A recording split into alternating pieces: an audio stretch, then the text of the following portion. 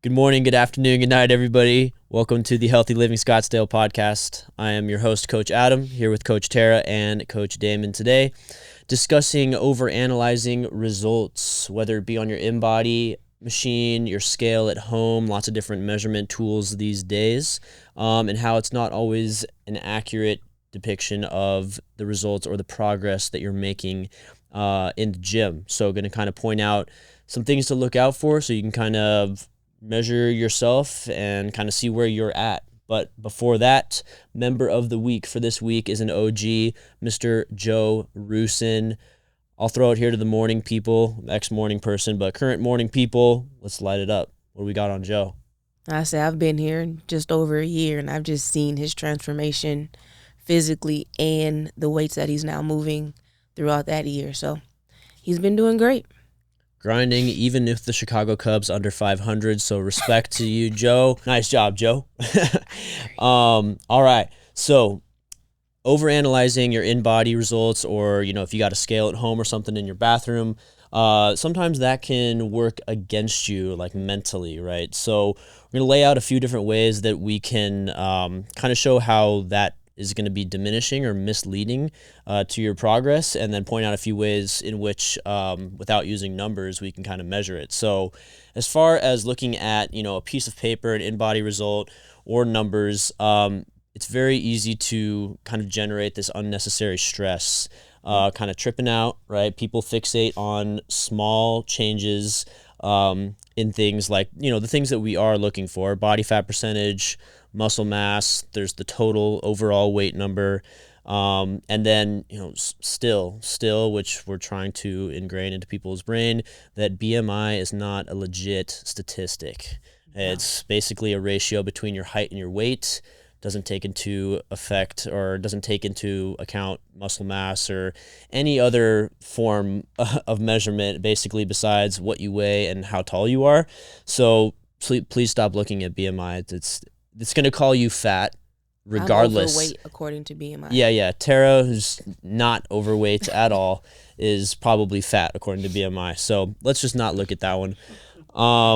So the reality is, when you're doing these tests, right, especially with InBody, a little more higher caliber test, things like hydration, sodium intake throughout the day, your timing of your meals, sleep, all these things can influence what the InBody results are going to spit out or give to you, basically. So a small change in that from one measure to the next is oftentimes where, if somebody's doing it frequently, almost borderline too frequently, like once a week or something like that, this is where you're going to see those little things that fluctuate on a daily basis play a psychological effect on you, right? It's like, oh, this thing's going, like, no, I'm getting fat all of a sudden this week. It's like, no, there's other things going on that really shouldn't be measured that frequently, and if they are, they're things that change on a daily basis anyways. So we got to look at something that's a little bit more focused on the bigger picture. So we're going to talk a little bit about what kind of adjustments or I guess the mistakes by overanalyzing, and the term is overanalysis paralysis, right? Like, you're kind of stuck because you're so fixated on detailed little things. So why don't we get a little bit into that here, and what happens when you're obsessed with every metric that you see on a sheet of paper? Well, when you're obsessed with it, you're not consistent with what you're doing. Some things are not happening fast enough, so I must be doing something wrong. I have to change it. So the workout's changing too much, or you're looking at your diet, your nutrition. Oh, that didn't work. Like, dude, you tried it yesterday. You didn't like, you never gave yourself time to make the adjustment, but like, you're going back and forth between different diets or different, I'm gonna take this out of my diet. Well, I read this over here, so I should try this instead. It's like, wait, let's do one thing. Stick to that. Be consistent. The consistency both in the weight room with your nutrition. Consistency is where you're going to see the results. The constant changing, you're just setting yourself up for that unneeded, unnecessary stress because nothing seems to be working. Well, you're not giving things time to work. Nothing's a minute fix. We live in the microwave age. Yeah. Nothing's going to change in 30 seconds. I'm sorry. It's not how it happens.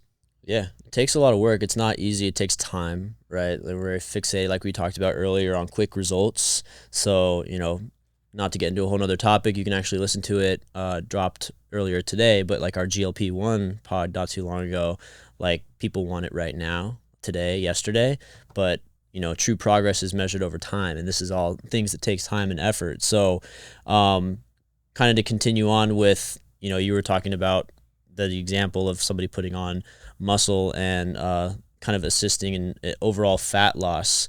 So obviously when we are doing InBodies and stuff, we try to get people to direct their attention to the body composition and not so much the overall weight number. So we're telling them, look at your muscle mass number, look at your body fat in pounds. It's a little easier to conceptualize poundage as more so than a percent. Obviously percent's important, but you can measure from one measure to the next in pounds is a little more easy to understand, maybe how much actual fat you're losing.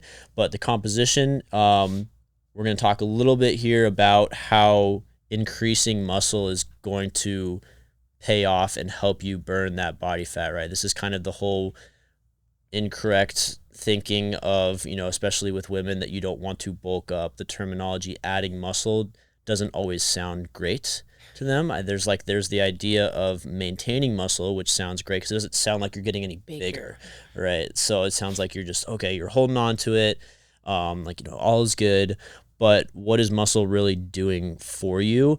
And it's increasing your daily calorie burn, right? So you can look at the more lean muscle mass that you have, essentially your resting metabolic rate. So just the energy that your body is expending, not during exercise, so just all other hours of the day, whatever, is going to be higher the more muscle mass that you can carry on your body. So just to throw a couple of interesting numbers, and you can do the math if you want to, each pound of muscle is going to burn roughly 6 to 10 calories per day at rest. So this is excluding your 1 hour workout or whatever activity you're doing.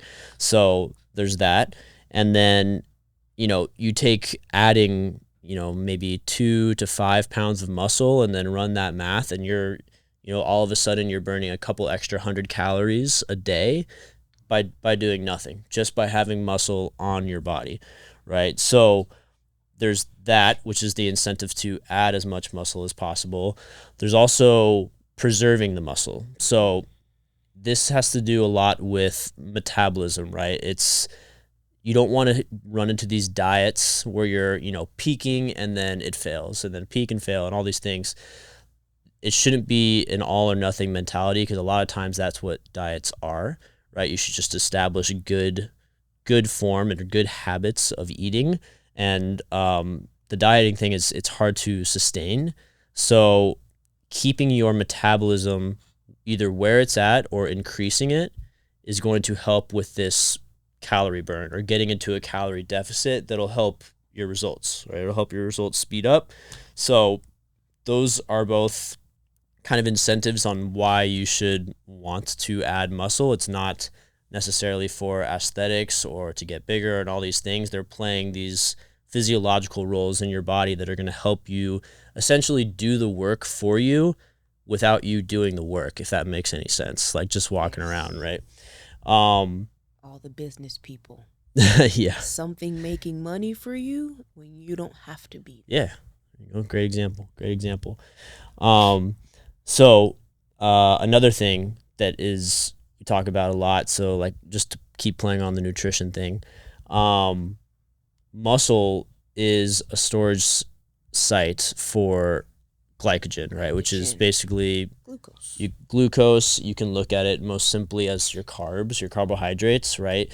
So the more muscle that you have generally is going to improve your insulin sensitivity, which is how your carbohydrates are handled once they've entered your body. So we want that to obviously be effective and reduce the likelihood that those calories or those carbohydrates are then going to be stored as fat. So again, another incentive on why muscle, increasing it or maintaining it, is going to play another role outside of the aesthetics or, the number on the thing throwing, your total weight might go up. Your total weight might go up a couple of pounds. If it's muscle, that's a 100% win. Doesn't matter what the total body weight is. And then I think we'll just kind of wrap it up with like couple of key takeaways here. So, building the muscle isn't going to directly burn off fat, but fat loss, it still requires you to be in a calorie deficit. So you want to have balanced, adding as much muscle as you can.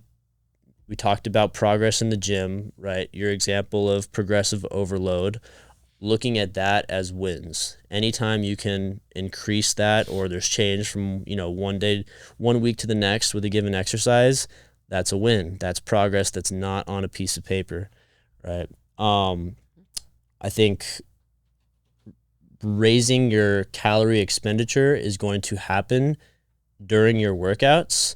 You need to come in and think, we have those people, and we've had these talks with people, that intensity is going to play a big role in how quickly they get their results. You can come in and go through the motions, but you need to find a way to challenge yourself. So yeah, the scale, bottom line, is not going to share the whole story, so don't overanalyze it. Look at it as like a measuring stick. Use it. Use it. Yeah, definitely use it. But there are other ways to measure progress. Take note of that in the gym. Take note of not only your weights, if you're good at tracking them, but just how you're feeling, right? You should be feeling more energetic, productive during your training session. Even maybe you outside leave of your training session. How do you feel when you leave? When you leave, are you gassed, or are you feeling fine? Like, yes, you just went through an hour of exercise, but you're not, walking out like a zombie dead or whatever. Go take a nap. So, fitness is a journey with no end. So don't treat it like there's a finish line.